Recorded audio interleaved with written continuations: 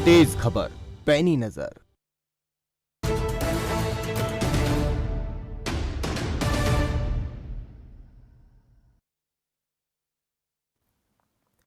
नमस्कार, मैं हूं यश खुराना। स्वागत है आपका उत्तराखंड के खास कार्यक्रम में।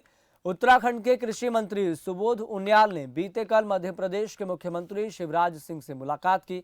इस दौरान दोनों नेताओं ने एक दूसरे पर राज्य की प्रगति और ताज़ा हालात पर बातचीत की है। बता दें कि कृषि मंत्री सुबोध उनियाल 2 दिवसीय भोपाल दौरे पर हैं और अनोत्सव कार्यक्रम में उत्तराखंड का प्रतिनिधित्व कर रहे हैं।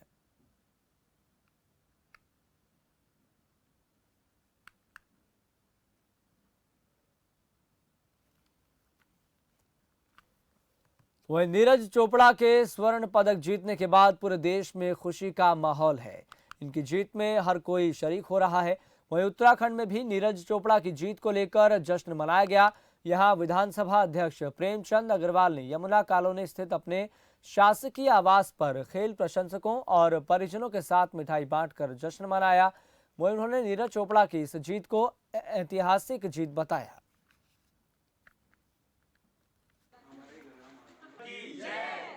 पहली बार भारत को गोल्ड मेडल मिला, ये हमारे लिए बहुत ऐतिहासिक क्षण है। मैं इसके लिए पूरे देशवासियों को बधाई दे रहा हूँ, विशेषकर नीरज चोपड़ा जिन्होंने भाला फेंक में गोल्ड मेडल जीता। मैं समझता हूँ कि पूरा उन्होंने इतिहास रचा है। हम सबके लिए बहुत गौरवशाली क्षण ये है। बहुत बधाई, हम बहुत खुश हैं।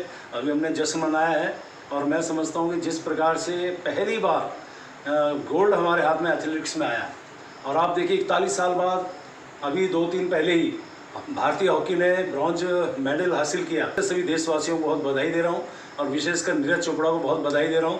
बहुत खुश हैं, चूँकि मैं खिलाड़ी भी रहा हूं। मुझे लगता है कि ये हम सब के लिए बहुत गौरवशाली और ऐतिहासिक क्षण हमारे लिए। बहुत बधाई। वहीं भारत के नीरज चोपड़ा ने टोक्यो ओलंपिक में जेवलिन थ्रो में गोल्ड मेडल जीतकर इतिहास रच दिया है। भारत के ओलंपिक इतिहास में पहली बार किसी एथलीट ने जेवलिन थ्रो पद ये जीता है। इस पर उत्तराखंड के मुख्यमंत्री समेत कई नेताओं ने ट्वीट कर गोल्ड मेडलिस्ट नीरज चोपड़ा को बधाई दी है। स्वतंत्र भारत के इतिहास में एथलेटिक्स में प्रथम पदक दिलाने वाले भारतीय सेना में सूबेदार नीरज चोपड़ा जी को मैं उत्तराखंड की 1.25 करोड़ जनता की ओर से हार्दिक बधाई देता हूं। एक सैनिक पुत्र होने के नाते मैं आज अत्यंत भावुक हूं।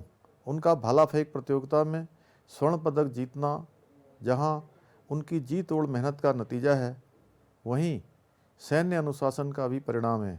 नीरज जी के परिवार को भी मेरी ओर से ढेरों बधाइयाँ। वहीं पूर्व मुख्यमंत्री हरीश रावत ने भी नीरज चोपड़ा के ओलंपिक में गोल्ड मेडल लाने पर आतिशबाजी कर खुशी जाहिर की है।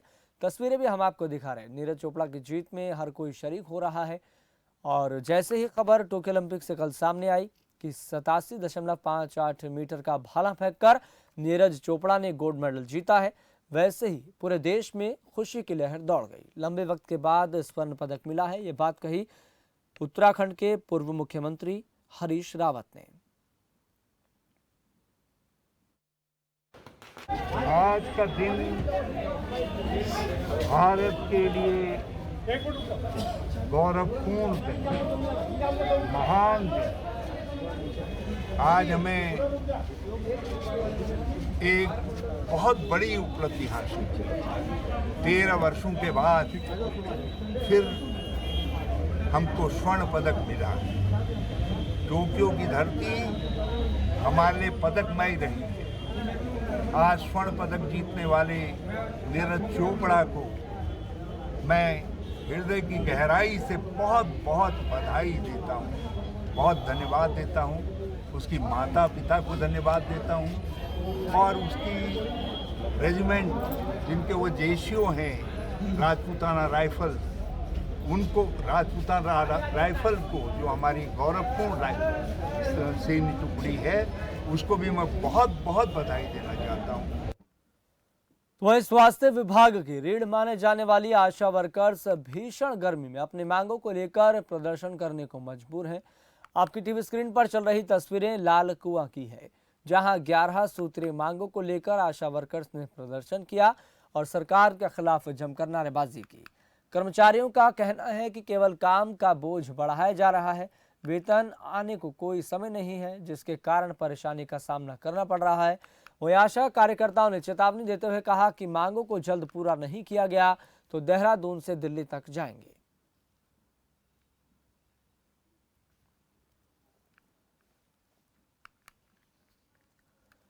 वहीं बागेश्वर जिला पंचायत सदस्यों की ओर से आंदोलन किया जा रहा है।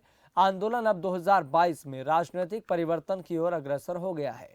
पंचायत सदस्यों के धरना प्रदर्शन को ग्रामीण क्षेत्रों के जनप्रतिनिधियों और यूथ कांग्रेस के कार्यकर्ताओं का समर्थन मिलना शुरू हो गया है। धरने पर बैठे सदस्यों को समर्थन देने पहुंचे ग्रामीण क्षेत्रों के जनप्रतिनिधियों का कहना है कि जिला पंचायत अध्यक्ष बसंती देव जिला पंचायत बागेश्वर के सदन को चलाने में विफल रही है। ग्रामीण क्षेत्रों में विकास कार्य ठप पड़े हैं।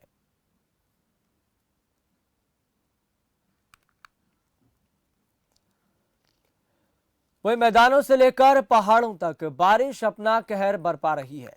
जगह जगह तबाही की तस्वीरें सामने आ रही है। कहीं भूस्खलन हो रहा है तो कहीं पर नदियां उफान पर हैं। ताजा तस्वीरें उत्तराखंड के उत्तरकाशी से हैं, जहां गंगोत्री हाईवे पर पहाड़ी से मलबा और बोल्डर आ गिरा है, जिस वजह से हाईवे बंद हो गया और वाहनों की लंबी कतारें भी देखने को मिलेगी।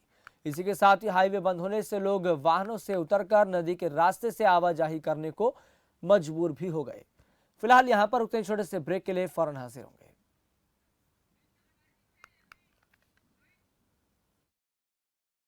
शहर जो कभी रुकता नहीं, न रुकती है खबरों की रफ्तार। मंत्री से संतरी, पहर दर पहर, हर वो खबर जिसका पड़ता है असर। मेरा शहर मेरी खबर, देखिए सिर्फ खबर फास्ट पर।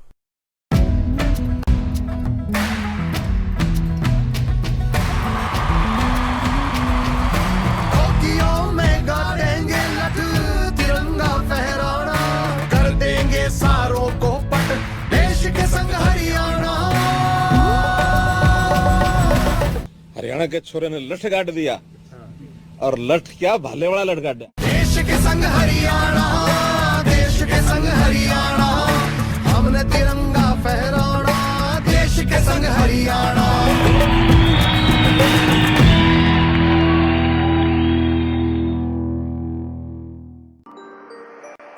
सांग ड्रामा भजन रागनी गावे सब कलाकार सुनो। VSPL यूट्यूब चैनल पे रंगों की झनकार सुनो।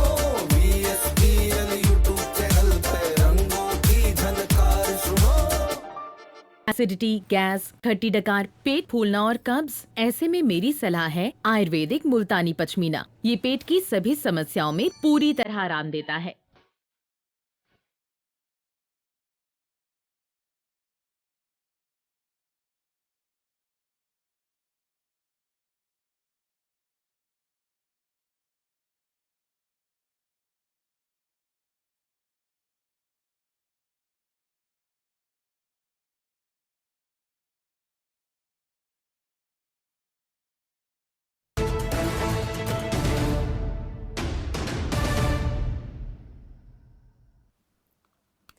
चलिए, ब्रेक के बाद फिर एक बार आपका स्वागत है। सीएम पुष्कर सिंह धामी से मुख्यमंत्री आवास स्थित कैंप कार्यालय में भारतीय महिला क्रिकेट की ऑलराउंडर स्नेहर राणा ने भेंट की। सीएम ने कहा कि स्नेहर राणा ने अपनी खेल प्रतिभा से महिला क्रिकेट में विशिष्ट पहचान बनाई है। स्नेहर राणा को युवाओं का प्रेरणा स्रोत बताते हुए सीएम ने उनके उज्जवल भविष्य की कामना की है। इस अवसर पर क्रिकेटर स्नेहर राणा के कोच नरेंद्र शाह भी मौजूद रहे।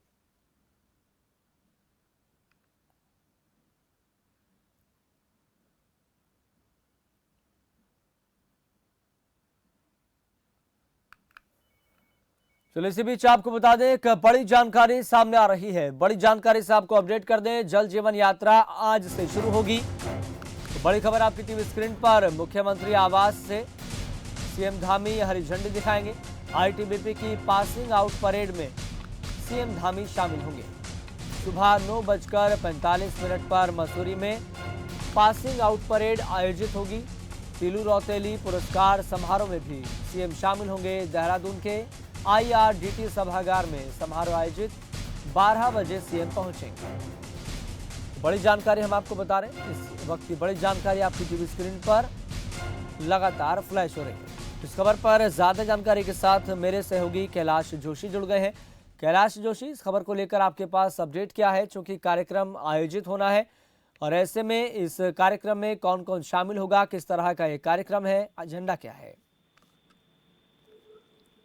देखिए, यस आपको बताना चाहूंगा कि मुख्यमंत्री पुष्कर धामी ने सुबह 8:45 पर जो है उत्तराखंड मुख्यमंत्री आवास पर जो है एक अनमोल ग्राम स्वराज संस्था द्वारा जन जागरण अभियान के तहत प्रारंभ की जा रही जल जीवन यात्रा मिशन का फ्लैग ऑफ किया है। वहीं अगर आपको बताएं कि 9:30 बजे आईटीबीपी के जो 42वें सहायक सेनानी डीजी और 11 सहायक सेनानी अभियंता की जो पासिंग आउट परेड मसूरी में आईटीबीपी अकादमी में होनी है, उसमें मुख्यमंत्री को प्रतिभाग करना है। उसके बाद वो लौटेंगे देहरादून और देहरादून लौटने के बाद लगभग 1 बजे का जो प्रोग्राम है तीलू रौतेली पुरस्कार, जो उत्तराखंड में जो विशिष्ट कार्य करने वाली महिलाएं होती हैं, टीचर्स होती हैं, आंगनबाड़ी कार्यकर्त्री है, उनको पुरस्कार देना है, क्योंकि ये जो पुरस्कार की प्रक्रिया है ये चयनित हो चुकी है। आज इसमें जो है इसका समारोह का सम्मान समारोह यहाँ पर होना है, जो कि देहरादून में होना है। लगभग 1 बजे इसमें मुख्यमंत्री प्रतिभाग करेंगे। साथ ही इस प्रोग्राम में जो है महिला बाल विकास मंत्री रेखा आर्या भी मौजूद रहेंगी। उनके रेखा आर्या जो है बाल विकास मंत्री हैं और इसमें लगभग 22 लोग चयनित हुए हैं, जो 22 प्रतिभागी हैं जिनको सम्मान मिलना है। यस, चलिए कैलाश जोशी, बहुत बहुत धन्यवाद जानकारी साझा करने के लिए। तो बड़ी जानकारी हम आपको बता रहे हैं, आईटीबीपी की पासिंग आउट परेड में सीएम धामी शामिल होंगे। तो जल जीवन यात्रा की शुरुआत की जाएगी। तो तीलू रौतेली पुरस्कार समारोह में भी सीएम शामिल होंगे। देहरादून के आईआरडीटी सभागार में समारोह आयोजित है। तो बड़ी जानकारी हम आपको बता रहे हैं। उत्तराखंड से बड़ी खबर, जल जीवन यात्रा आज से शुरू होगी। मुख्यमंत्री आवास से सीएम धामी इस जल जीवन यात्रा को हरी झंडी दिखाएंगे। चलिए, इसी बीच आपको बता दें, लक्सर से भी एक बड़ी जानकारी सामने आ रही है, जहां पर खबर फास्ट की खबर का असर हुआ है। गन्ना समिति के 5 कर्मियों के वेतन पर रोक।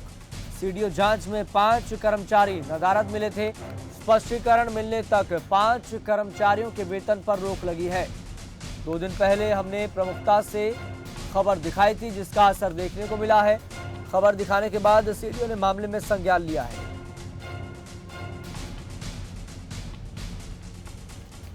चलिए, इस खबर पर ज्यादा जानकारी के साथ मेरे सहयोगी गोविंद चौधरी जुड़ गए हैं। गोविंद चौधरी, इस खबर को लेकर आपके पास अपडेट क्या है? बिल्कुल यस, बताना चाहूंगा, जिस तरह से 2 दिन पहले एक खबर फास्ट ने यह खबर को प्रमुखता से दिखाया गया था। लक्सर गन्ना समिति ने किसान का उसकी ऋण सीमा से 5 गुना ज्यादा खाद देने के मामले की जांच करने पहुंचे सीडीओ ने समिति में 5 कर्मचारी नदारद मिले थे। आपको बता दूं कि जिस तरह से जो है कर्मचारियों की लगातार जो सीडीओ को शिकायत मिल रही थी, उसी को जो वो जांच करने पहुंचे थे।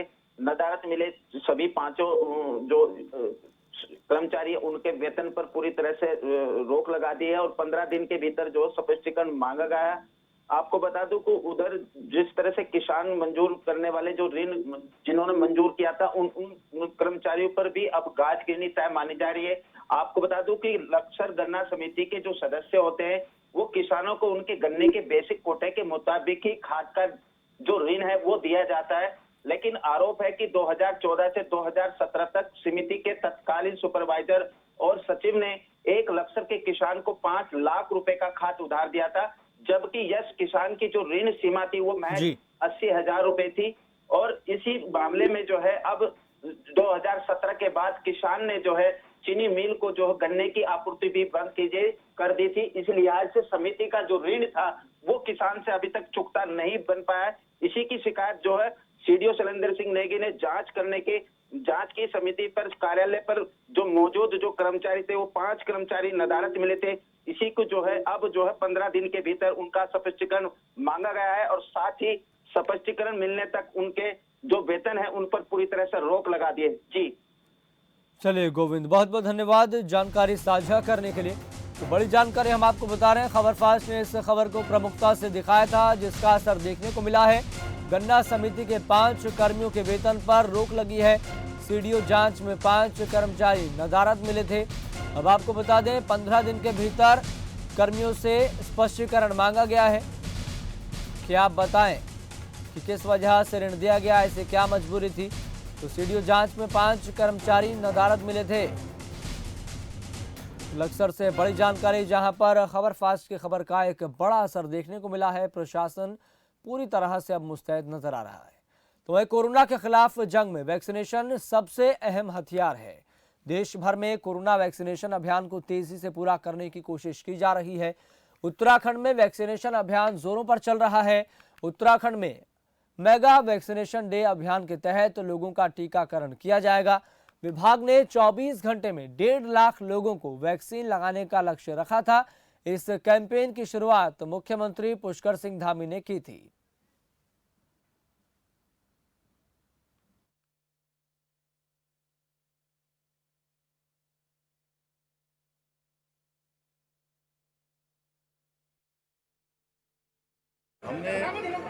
हमारी सरकार ने मेगा वैक्सीनेशन का कैंप प्रारंभ किया है। मेगा वैक्सीनेशन शुरू किया है। आज पहले दिन पूरे दिन भर के अंदर 1.5 लाख लोगों को वैक्सीन लगाई जाएगी और हमारा लक्ष्य है कि अगले दिसंबर तक सारे के सारे जो है प्रदेश के अंदर पूर्ण रूप से लोगों को पहली डोज लग जाए, पूरी तरह से वैक्सीनेशन हो जाए। उसके लिए देश के यशस्वी प्रधानमंत्री जी का मैं धन्यवाद करना चाहता हूँ, देश के यशस्वी प्रधानमंत्री नरेंद्र मोदी जी का, कि उन्होंने पर्याप्त मात्रा में हमारे यहाँ पर जो वैक्सीन कुछ कम मात्रा में आ रही थी उसको जो है अधिक कर दिया है और अब हमको जल्दी से जल्दी अपना लक्ष्य प्राप्त हो जाएगा। 1.5 लाख से ज़्यादा लोगों पे वैक्सीनेशन कराने का निर्णय हमारे स्वास्थ्य विभाग ने लिया है और आज इसका विधिवत उद्घाटन हमारे मुख्यमंत्री जी कर रहे हैं। और हमने राज्य के सभी लोगों को आश्वस्त किया है कि 30 दिसंबर 2021 तक हम 100% लोगों पे वैक्सीनेशन का काम पूरा कर देंगे और ये देश का पहला राज्य होगा जो इसी साल 100% लोगों पे वैक्सीनेशन करा दें। चलिए यहाँ पर रुकते हैं छोटे से ब्रेक के लिए, जल्द हाजिर होंगे।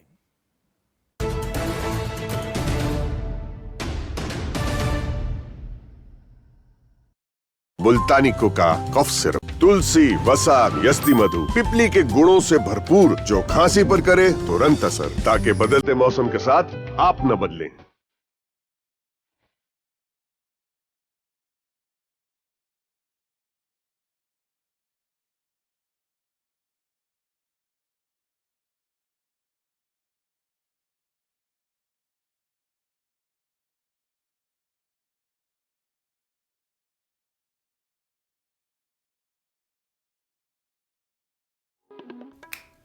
आप रोगों से परेशान हो या अंग्रेजी दवाओं से, विभिन्न प्रकार के टेस्टों से परेशान हैं या डॉक्टरों से, किसी भी प्रकार के रोगों के समाधान के लिए एक बार आइए नाड़ी वैद्य कायाकल्प और पाइए अपने सभी रोगों का आयुर्वेद में सही इलाज। सेहत से जुड़ा हो कोई भी सवाल, विशेषज्ञ बताएंगे समाधान। कैसे रहें निरोग और स्वस्थ। आपका डॉक्टर अब नए समय पर, रोजाना दोपहर 1:55 पर, सिर्फ खबर फास्ट पर।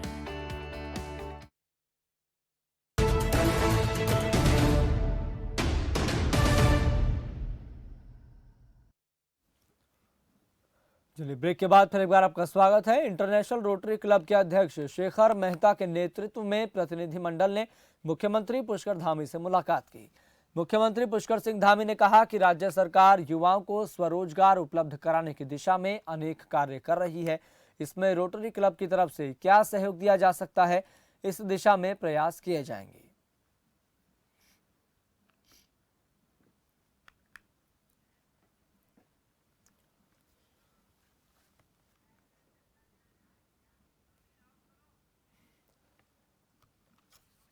तो बड़ी जानकारी हम आपको बता रहे हैं। रोटरी क्लब के अध्यक्ष ने सीएम पुष्कर सिंह धामी से मुलाकात की है और इस विषय और इस पहलू को लेकर चर्चा की है कि प्रदेश में युवाओं के रोजगार को लेकर और तमाम मसले और मुद्दों को लेकर रोटरी क्लब की तरफ से क्या कुछ सहयोग किया जा सकता है, इस पर बातचीत की।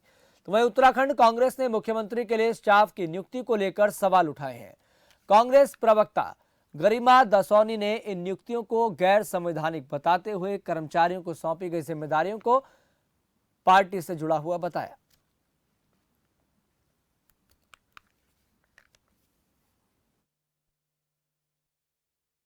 देखिए, कल एक शासनादेश मुख्यमंत्री कार्यालय से जारी हुआ है जिसमें उन्होंने अपने निजी स्टाफ की घोषणा की है और उनका कार्य आवंटन बताया गया है। जो कार्य बंटवारा अधिनियम 1975 है उसके अनुसार मुख्यमंत्री के और राज्यपाल के अधिकार और शक्तियां उसमें निहित हैं। आप आयोगों के और संवैधानिक पदों की नियुक्तियां कर सकते हैं, ऐसा उसमें लिखा है। लेकिन जो मुख्यमंत्री का निजी स्टाफ है उसकी नियुक्ति सचिवालय एडमिनिस्ट्रेटिव डिपार्टमेंट यानी कि एसएडी करता है। उसका जो वेतन है वो शासन से जारी होता है, सरकारी कोष से जारी होता है। ऐसे में जो आपने शासनादेश कल जारी किया, मुख्यमंत्री रूल ऑफ बिजनेस समझाने का कष्ट करें कि आखिर कौन से नियम, कौन से उपनियम और कौन से अधिकार क्षेत्र में ये है कि वो वेतन तो लेंगे आपके कर्मचारी शासन से, सरकार से, लेकिन काम करेंगे भाजपा का और आरएसएस का। कांग्रेस ने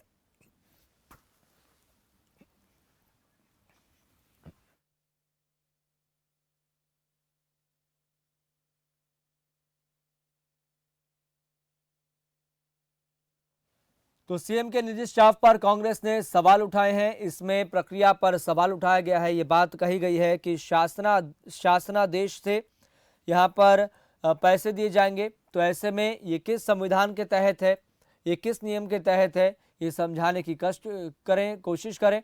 तो सीएम के निजी स्टाफ पर कांग्रेस ने सवाल उठाए हैं और ऐसे में आपको बता दें इस संबंध में एक लेटर भी जारी किया गया है। तो नियुक्तियों में नियमों की अनदेखी का आरोप लगाया गया है। ये बात कही गई है कि नियुक्तियों के दौरान नियमों की अनदेखी की गई है, किसी भी चीज का पालन नहीं किया गया। वहीं टिहरी में बीजेपी के प्रदेश अध्यक्ष और कैबिनेट मंत्री मदन कौशिक ने कार्यकर्ताओं के साथ बैठक की है। इस दौरान कैबिनेट मंत्री ने कार्यकर्ताओं को पार्टी की नीतियों को बूथ स्तर तक ले जाने का आह्वान किया। मदन कौशिक ने कहा कि सरकार मुख्यमंत्री पुष्कर सिंह धामी के नेतृत्व में बेहतर काम कर रही है। एक युवा नेतृत्व प्रदेश में इस समय है मुख्यमंत्री के मंत्री पुष्कर सिंह धामी जी, उनके प्रति युवाओं में बड़ा उत्साह है। कार्यकर्ता प्रफुल्लित है, उत्साहित है। 2022 में 17 से बड़ी विजय प्राप्त हो, ऐसा संकल्प कार्यकर्ता अपने मन में लेकर वो चुनाव में जुट रहा है। तो निश्चित रूप से कार्यकर्ताओं का उत्साह और जो मजबूत हमारा बूथ तक का संगठन है उसके आधार पर हम 2022 में भी बड़ी जीत प्राप्त करेंगे। तो वही देवस्थानम बोर्ड को भंग करने की मांग को लेकर आम आदमी पार्टी के युवा मोर्चा ने प्रदर्शन किया। चमोली के जिला अध्यक्ष सूरज कोहली के नेतृत्व में आम आदमी पार्टी के युवा कार्यकर्ताओं ने बद्रीनाथ धाम में रैली निकालकर पुरोहितों को समर्थन दिया।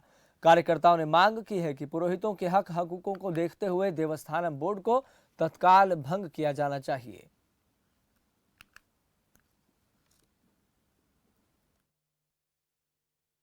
आज हम आम आदमी पार्टी युवा मोर्चा के सानिध्य में, कर्नल अजय कोटियाल जी के सानिध्य में भगवान बद्री विशाल के धाम में हैं। हम देवस्थानम बोर्ड को लेकर आज हम अपना विरोध दर्ज करने बद्रीनाथ धाम में आए हैं।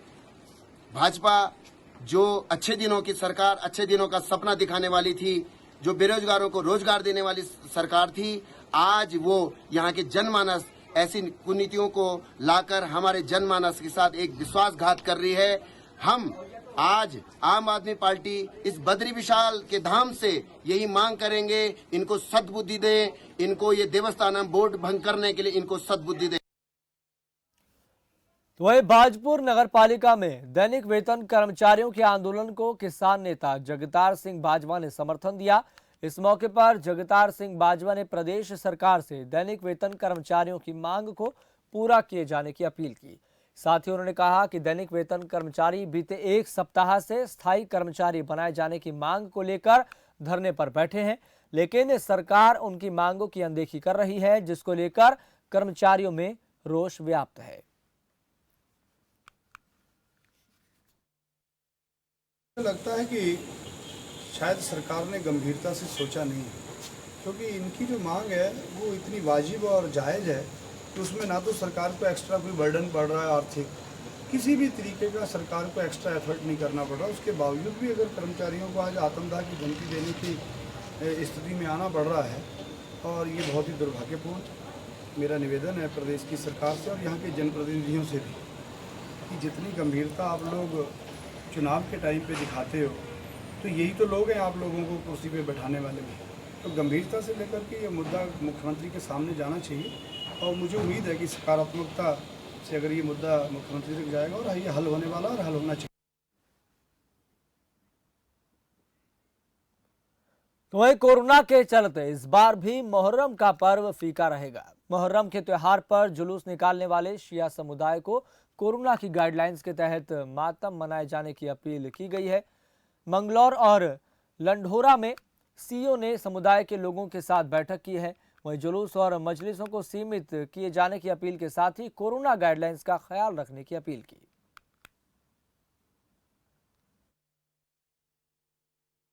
यहाँ पे हमारे मुहर्रम का त्यौहार मनाया जाता है। जो आबादी है हमारी मुस्लिम आबादी, उसमें काफ़ी लोग शिया संप्रदाय से भी हैं। तो उनके संग एक बैठक की गई थी। जितने भी हैं उनको बताया गया कि कोविड प्रोटोकॉल के अंतर्गत जो प्रावधान शासन द्वारा करे गए हैं उसमें के अनुरूप ही ये त्यौहार मनाया जाएगा और जो जुलूस आदि है उसमें निकालने में प्रतिबंध है।